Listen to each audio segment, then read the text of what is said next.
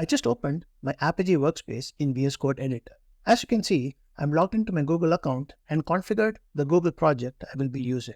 First, let's use the Gemini feature to generate the OpenAPI specification for our menu API. So I click the magic wand and let's provide the following prompt. Type, I want to design a menu API for customers. Let's click create. It's creating the API spec for us. As you can see, it's given the response and it's created a menus API with a lot of different operations. We have get menus, post, delete, put, different options, and we have menu items. You could interact with the menu items. There are different schema definitions here. One for menu and then the menu item with all the information in it. Now what we're going to do is we're going to tweak this a little bit to our use case. So what I'm going to do is, along with this, I'm going to very specifically say what are the different operations that I want to do. I don't want all of these. So I'm going to say it includes fetching menu, create new menu, updating existing menu, deleting existing menu, get menu by status. Now let's click create. Now it's given me the second response. As you can see, the number of definitions and the resources actually changed. You will only see the ones that we prompted, right? Menus, menu ID, and the one with status.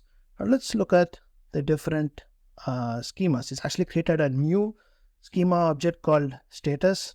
I have a menu ID, and then the menu with the status, and then my error object. Now I want to define what the menu object should look like. So I'm going to just say a menu should contain ID, item URL, item name, item price, item thumbnail URL, spice level, status, and tagline. Let's see what happens. Let's wait for it to generate it. So it's finished its work. Now you'll see that the schema is all updated. I have a menu with all this information. You'll see that the ID is a string.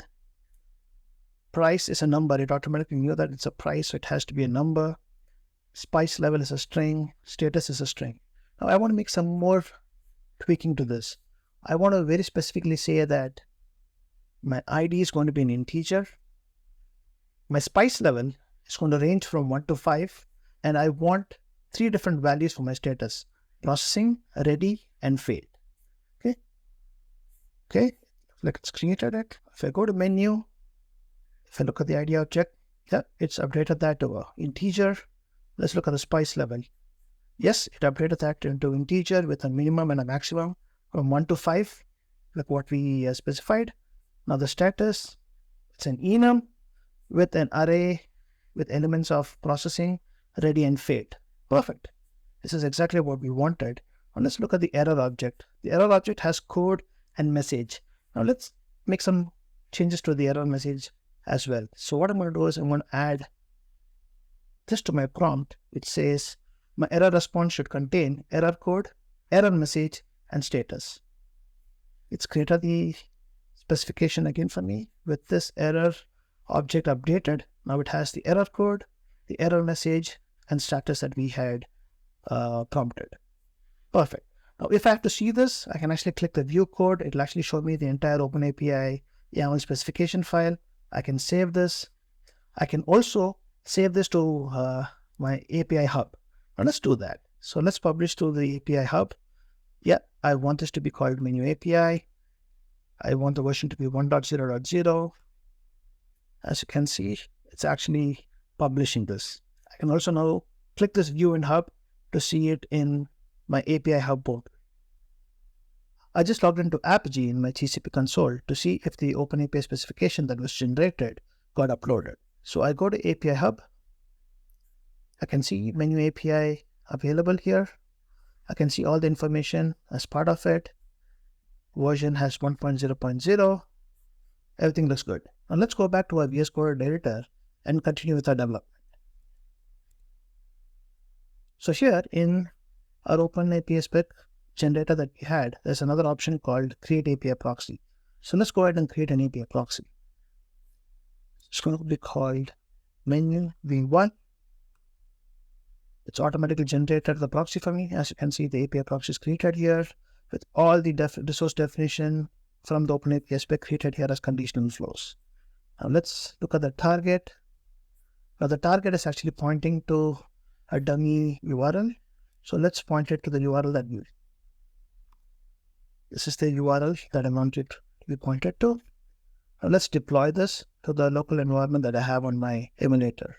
So I'm going to go to deployments. I'm going to include menu, save, it's deployed. So if I now come to my emulator and look at my active deployments, you will see the menu API is in here. I copy this and actually go to my terminal. And if I run curl menus, you'll see that the response is coming through, right? I can also point to /1, /2. It's all going to respond pointing to the backend that I'm pointing to. Now let's add some policies to the proxy that we just generated. So I'm going to add a security policy or add a verify API key policy. I'm going to call it VSCode. I'm expecting it to be the request header.API. Save this. Similarly, I'm going to add another policy called spike arrest. Call it as the wait limit. I don't need a message wait. I'm going to use the same API key as my identifier. And I'm going to probably set it to 30 per minute. Now that we've added the policies, now let's attach them to the proxy flow. So in here, you'll see that the flows are here. We will have to add it to the pre-flow. So if I type pre-flow, it's going to generate this for me. Then I can add my request object.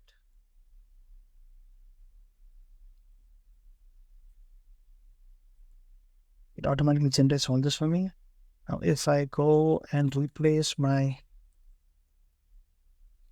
policy names with these, I'm just attaching these to my flow.